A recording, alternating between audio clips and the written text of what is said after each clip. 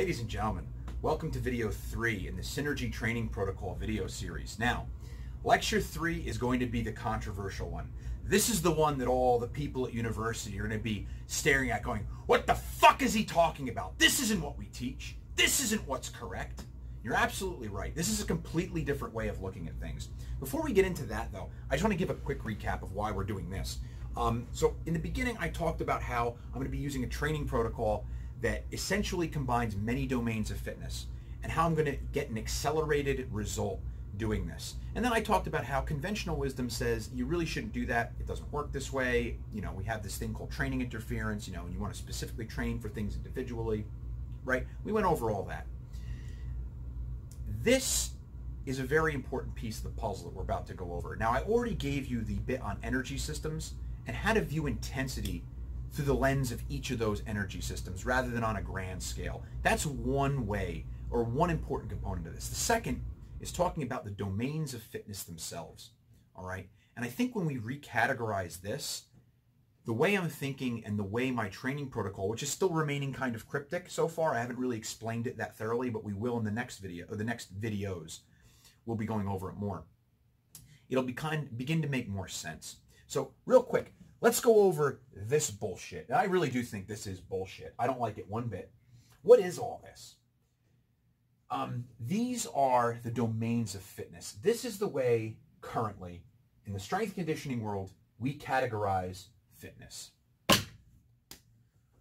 Oh, dear Lord, where do we fucking start? I think this is an absolute detestable fucking mess. And I'll tell you why I do.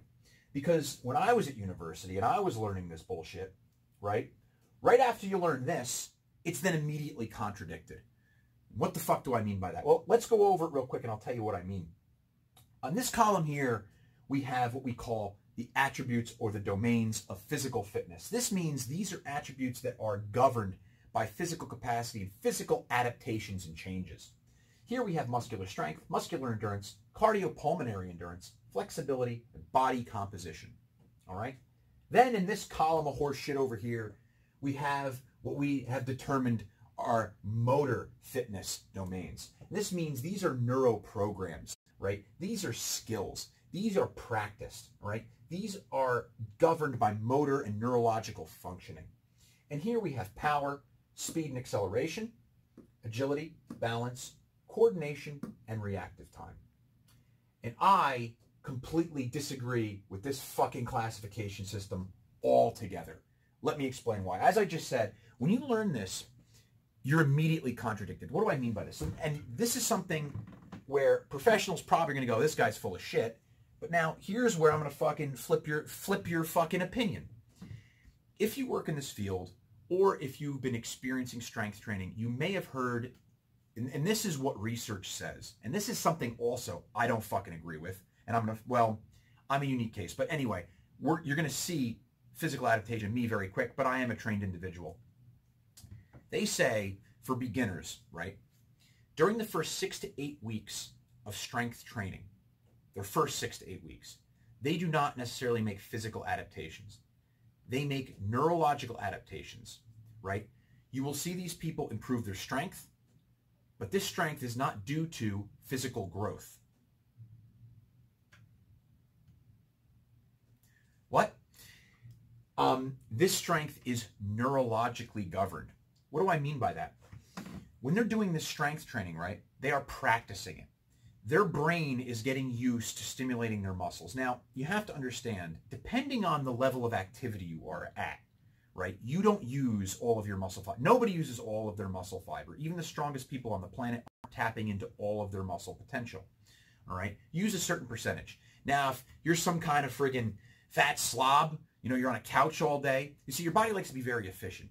If sitting on the couch all day, right, or, you know, hanging out on the Chan boards, or, you know, watching YouTube videos is what you do, then the efficiency of your body will recognize that as physical demand, and it's going to live up to that. And you're going to use very little of your muscle fiber, right? Whereas if you decide to go and lift very heavy weights as a profession or as a hobby, right, you're going to be able to tap into a lot more. Your body's efficient. It's not going to use more than it needs to, right? It's going to waste away what it doesn't need because it's not efficient to take care of it. And more importantly, like I said, it does this through neurological adaptation, right? So in the beginning, when you're getting stronger, your body is recruiting a greater amount of motor units through a better neurological signal. Wait, hold the fuck up. What did I just say? Motor units. Wait a minute. So strength has a motor component. It has a neurological component. Then why is it a physical fitness thing? Well, hold on. To be fair, right? If you read NSCA literature, if you read the Essentials of Strength and Conditioning, they list the #1 contributing factor to muscular strength as cross-sectional area. And that simply means when all things are equal, a larger muscle is a stronger muscle. Well, that's a fair statement. And it's true in part, but it's not always correct. A lot of times people with small muscles are very strong, stronger than people with bigger muscles than them. The case in point, a bodybuilder versus a power lifter, right? At an equal body weight, the power lifter is probably going to be a lot stronger. They're trained for it, right? Even though the bodybuilder has a greater amount of muscle. And that, there are bodybuilders who also power lift. That's different. But what I'm saying is, based on the type of training you do, you can get strength via neurological adaptation, not just through muscle size.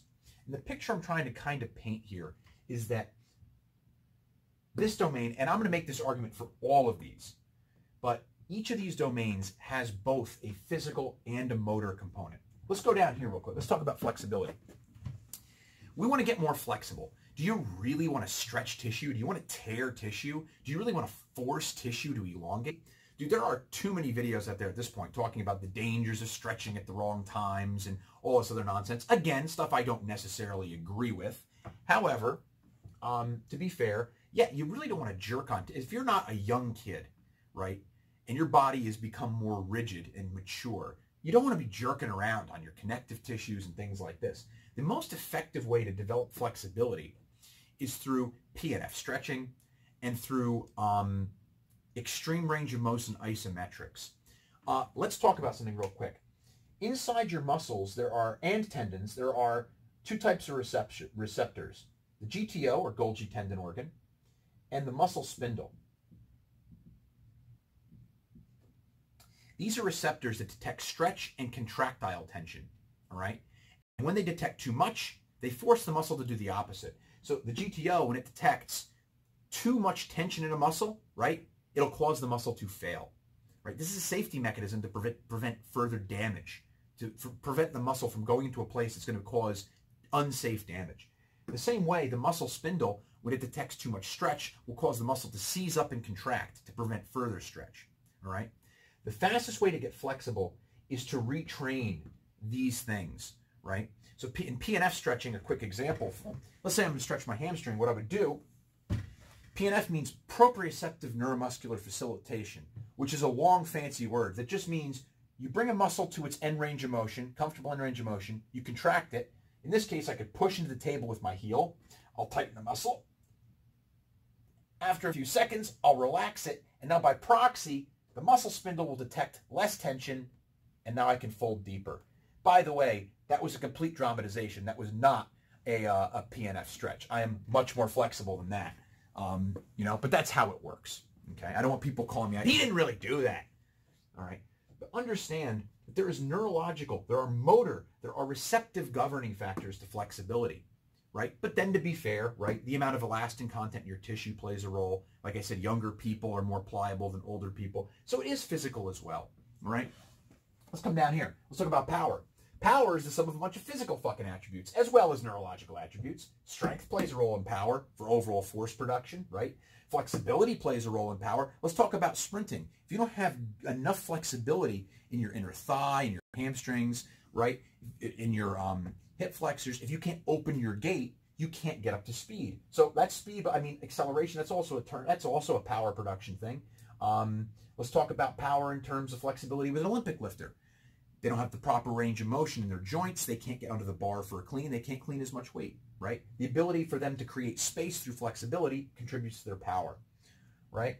Body composition can contribute to power and acceleration and speed, right? The heavier, more excess fat you have, right? The harder it is to do these things because you excess on you. You're not as efficient. Speaking of body composition and just the overall shitty fucking model that this is, I fucking hate this one. This should be a whole bunch of different things, right?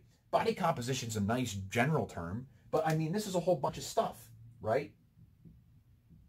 Body fat percentage, right? Gaining and losing fat, right? That's a different process than, you know, gaining or losing muscle. You know what I'm saying? And then you can even get further into this. Speaking of hypertrophy, there are different types of hypertrophy. You have myofibril, and then you have sarcoplasmic.